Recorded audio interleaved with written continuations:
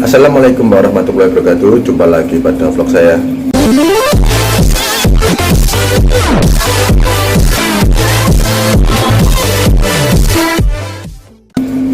Sobat Hobis, pada vlog saya kali ini saya akan sharing ke kalian ya.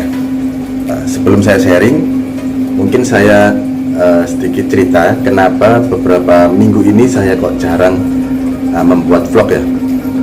Yang pertama karena kesibukan juga ya, jadi kesibukan kerja. Yang kedua itu saya beres-beres rumah, semua tank saya itu saya pindahkan. Jadi untuk membuat vlog saya nggak sempet, jadi mungkin kali ini saya baru bisa membuat vlog. Nah, untuk kalian jangan lupa terus dukung channel saya ya dengan cara komen, like, dan share. Kemudian yang baru mengikuti channel saya jangan lupa kalian subscribe juga.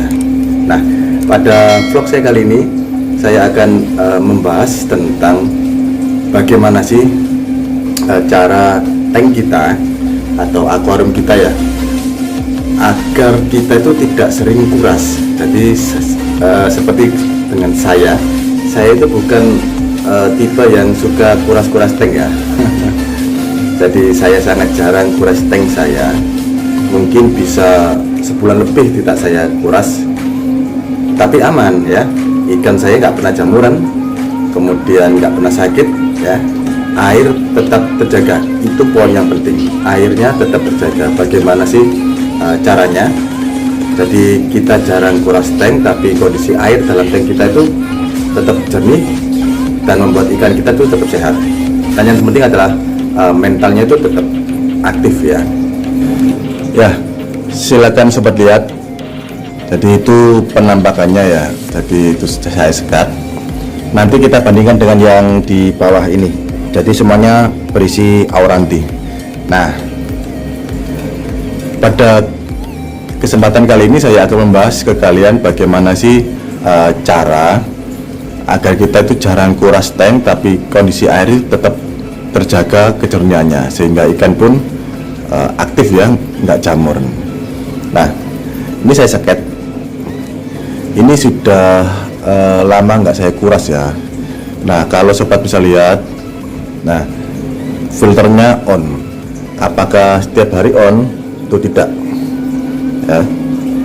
Jadi filter itu saya nyalakan kadang-kadang ya.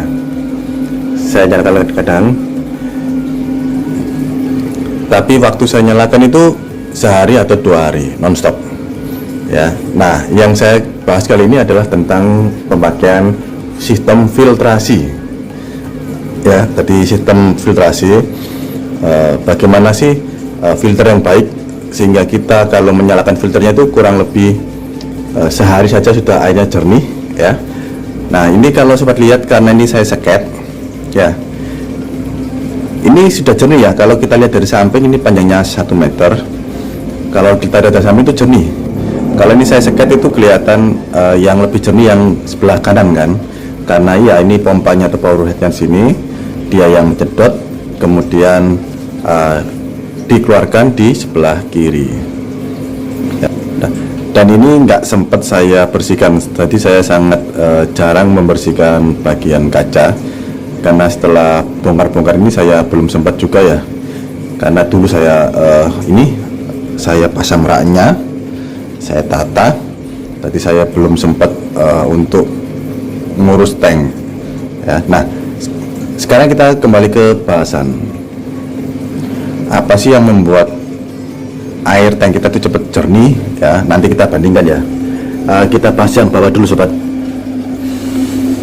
Nah, ini auranti saya ukuran kurang lebih 34 sekali ya. Ini si bagong, belum mangap-mangap, tapi masih belajar ya. Dia sudah flaring tangan dan kaca.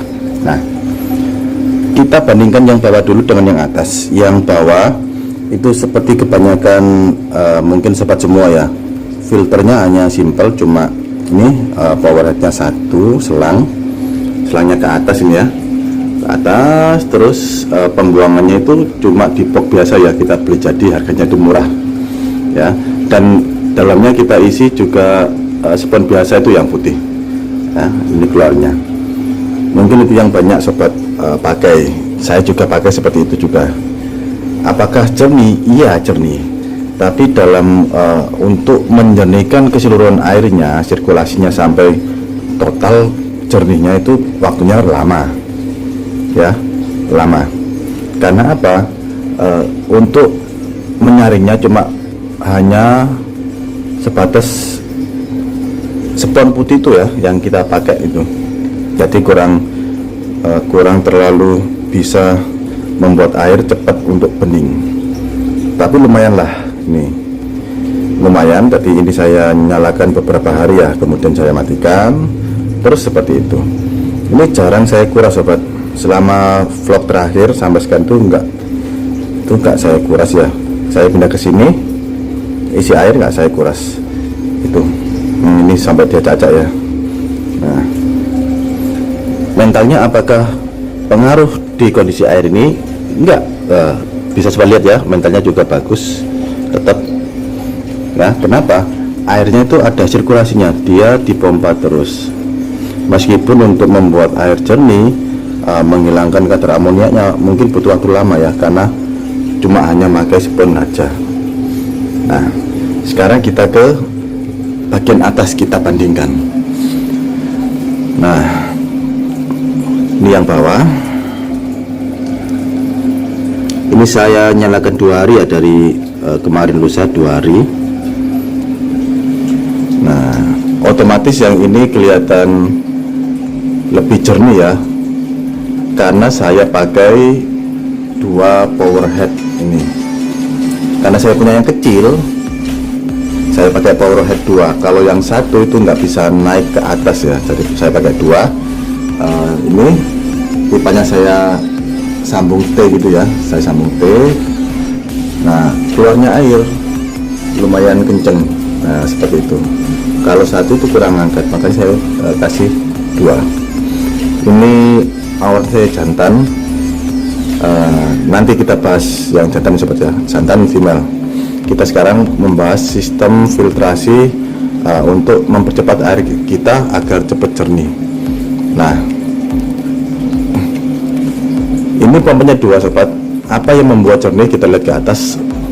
Nah, ini rahasianya sistem filtrasi yang menurut saya itu membuat tank kita cepat jernih ya. Jadi ini top filter dengan 5 chamber ya, 1, 2, 3, 4, 5. Nah, abaikan ini sobat ya. Ini saya taruh ulat Hongkong di sini ya, kan saya nggak ada tempat biar nggak dekat dirubung sama semut. Nah, ini 5 chamber. Nah, ini kita isi apa isiannya? Kita kesini dulu ya. Jadi ini bisa sobat tiru di rumah ya. Nah, kenapa ini saya buat T gini ya? Karena ini kan panjang ya, ininya per chamber panjang. Jadi biar sponnya itu bisa menyerap kotorannya lebih banyak ya, karena dia memanjang gini. Jadi ini pipanya saya lubangi kalau nggak salah 3 ya, 3 baris ini, kiri kanan tengah gitu ya, terus ke sini tuh. Nah, kemudian chamber yang pertama ini kita isi dengan ini ya, busa atau spons seperti biasa ini. Nah, ini 2 hari sudah kayak gini ya. Nah, ini perlindungan pertama, jadi yang menyerap pertama paling atas. Nah, sampai kayak gini nih 2 hari kurang lebih. Nah, kemudian bagian bawah ini nih saya tumpuk penuh ya sobat ya, penuh. Jadi kalau sobat punya seperti ini atau punya filter kotak aja, itu isikan penuh sampai padat penuh ya, biar daya serapnya bagus. Di bawah ini chamber yang pertama. Nah, ini saya kasih lagi spons 1 lagi nih ya ini. Nah, kelihatan kan hitam. Tadi hanya turun ke sini. Ini sampai tertutup ya, tertutup. Turun ke sini, keseret lagi ini. Nah, bawahnya ini saya kasih oyster ya. Oyster itu sejenis cangkang kerang ini bawahnya. Saya kasih cangkang kerang tadi untuk bisa menetralkan pH air juga ya. Kemudian keluar ke chamber kedua, sobat lihat. Ini saya isi 3 macam ya, 3 macam. Jadi ada pumice pumis ini adalah batu apung sobat ya. Jadi ini ringan, batu apung. Kenapa pakai batu apung? Karena dia punya pori-pori ya. Jadi untuk rumah baterai baik ini batu apung. Ada charcoal. Charcoal ini adalah arang hitam ya. Jadi arang hitam itu baik juga ya untuk sirkulasi air. Mungkin kalau teman-teman pakai air yang ini untuk air minum, pasti ada bagian saringannya yang bahan charcoal ini ya, atau arang aktif. Nah, di bawah ada karang jahe. Jadi sini karang jahe saya mix dengan arang aktif ini yang berbentuk kecil-kecil ya, dan atasnya itu adalah pumis batu apung. Ini untuk chamber kedua. Nah, chamber ketiga, sebentar, ini saya pindah dulu ya. Nah, chamber ketiga, ada biobol. Nih saya isi sampai penuh ya. Nih, ini biobol. Ini juga baik untuk rumah bakteri ya. Nih. Nah, sebaiknya biobol itu sering dicuci apa enggak? Menurut saya sobat, jangan sering dicuci ya. Nih. Kemudian chamber keempat setelah ini, nah ada bioring ya. Karena ini fungsinya sebenarnya sama sobat, sama dengan ini ya, pumis atau batu apung. Jadi dia memiliki rongga-rongga atau gampang menyerap air. Jadi kotoran itu bisa keserap ke pori-porinya ya. Kalau ini sih bisa sobat cuci ya, kalau sudah mulai menguning atau kecoklatan bisa dicuci ya. Kalau bisa jangan terlalu digosok ya, cuma direndam, kita goyang-goyangan dikit, tapi jangan terlalu digosok, nanti akan bagiannya akan ada yang hilang. Seperti ini. Nah, chamber terakhir itu saya isi dengan spon lagi nih ya, busa lagi. Ini yang terakhir. Jadi sirkulasinya ini diserap oleh spon ini, terus kemudian yang terakhir diserap lagi. Nah, bisa cepat lihat ya sampai sponnya itu kecoklatan. Tidak ada kotorannya seperti yang spon pertama. Ini karena kotoran langsung ya dari substratnya. Dari substratnya kotorannya si ikan. Nah, tapi kalau ini nggak ada, dia lebih menyerap untuk kotoran yang lebih halus ya, menurut saya ya. Karena nggak pakai ini sudah nggak apa-apa, karena dia melalui proses ini. Dan faktanya tank saya ini kalau pakai top filter seperti ini panjangnya 1 meter ya, sesuai akuariumnya, itu lebih cepat jernih. Dulu saya waktu ini sudah lama ya, dulu saya pernah pakai ini pertama kali nyoba dulu, saya bandingkan dengan yang biasa ini, yang sering saya pakai ini, yang top filter lebih cepat jernih airnya. Itu faktanya. Nanti boleh sobat coba ya. Jadi seperti itu. Untuk masalah kaca ini mungkin nggak seberapa bening ya, karena belum sempat saya gosok kaca depannya. Seperti itu ya. Nggak perlu kita nyalakan setiap hari, itu menurut saya. Mungkin seminggu saya nyalakan, mungkin 2 hari nonstop ya, sehari atau 2 hari nonstop, sisanya saya matikan ya. Jadi itu, kalau kalian punya power head yang lebih besar, mungkin dipasang 1 bisa. Kalau saya ini kebetulan kecil, saya pasang 2. Nah, ini kan tempat keluarnya juga banyak. Kalau 1 yang kecil, seperti yang kecil, daya sedotnya itu juga kecil, keluar airnya itu seperti itu. Nah, itu kalau 1, jadi bisa diakali pakai 2 ya. Jadi mungkin hari ini saya sharing mengenai itu, nanti sobat bisa coba di rumah ya. Jadi di sini kita sharing. Mungkin sobat punya tips yang lebih baik dari saya, mungkin kalian bisa sharing di kolom komentar ya. Jadi di sini tempatnya kita sharing, berbagi ilmu dalam satu hobi ya. Jadi di sini saya nggak mau no debat ya. Ya sobat hobis, jadi seperti itulah sharing saya kali ini. Semoga bermanfaat untuk kalian ya. Kalau kalian belum nyoba dan mau nyoba, bisa dipraktekkan.